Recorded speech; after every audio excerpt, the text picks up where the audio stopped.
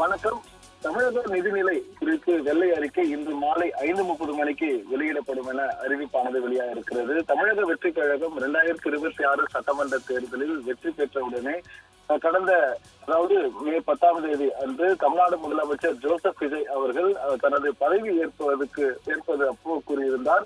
தமிழ்நாடு நிதிநிலை அறிக்கை தொடர்பான ஒரு வெள்ளை அறிக்கையானது வெளியிடப்படும் என அவர் தெரிவித்திருந்தார். இதைத் தொடர்ந்து இன்று மாலை 5:30 மணி அளவில் தமிழகத்தின் நிதிநிலை குறித்ததான வெள்ளை அறிக்கை வெளியிடப்படும் என நிதித்துறை அமைச்சர் மரியவில்சன் வெளியிட இருக்கிறார். குறிப்பாக அதிமுக, திமுக உள்ளிட்ட அரசுகள் மாறி மாறி நடைபெற்றிருந்த நிலையில் தமிழகத்தில் நிதி சுமையானது அதிகரித்திருக்கிறது. இது மட்டுமல்லாமல் 10 லட்சம் கோடி ரூபாய்க்கு மேல் தமிழகத்திற்கு கடன் இருக்கிறது என ஏற்கனவே தெரிவித்திருந்த நிலையில் தற்பொழுது அதற்கான எந்தெந்த துறையில் எவ்வளவு கடன் சுமை மற்றும் முந்தைய நிலவரம் செயல்பட்டது குறித்தும் தற்பொழுது ஆய்வு செய்யப்பட்டு அதற்கான வெள்ளை அறிக்கையை இன்று பிற்பகல் 5:30 மணிக்கு நிதித்துறை அமைச்சர் மரியவில்சன் அவர்கள் இன்றைய தினம் வெளியிட இருக்கிறார். தமிழ்நாடு முதலமைச்சர் ஜோசப் விஜய் அவர் பதவியேற்பது முன்பு தெரிவித்திருந்தது போல அனைத்து துறைகளிலும் உள்ள கடன் சுமைகளை குறித்து கண்டறிந்து ஆய்வு மேற்கொண்டு தற்பொழுது